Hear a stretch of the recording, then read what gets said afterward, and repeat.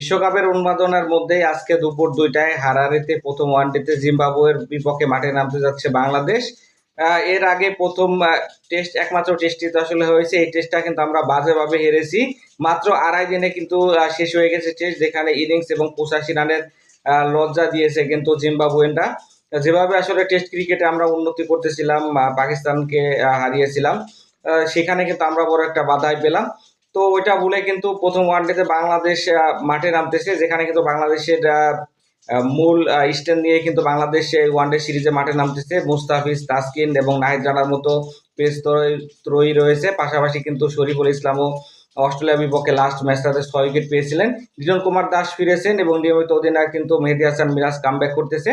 বাংলাদেশ কিন্তু আসলে ওয়ানডেতে লাস্ট ৪টা সিরিজে জয়লাভ করেছে এবং ওয়ানডের সেট আপটা কিন্তু আমাদের ২০২৭কে মাথায় রেখেই কিন্তু চলমান রয়েছে। মোসাদ্দেক হোসেন সৈকত কিন্তু এখানে অস্ট্রেলিয়া সিরিজ অসম্ভব ভালো পারফর্ম করেছিল। তো তার সামনে চ্যালেঞ্জ থাকছে জিম্বাবুয়ে মাঠে ভালো পারফরমেন্স দিয়ে এবং বিশ্বকাপের জায়গাটা পাকাপোক্ত করার জন্য।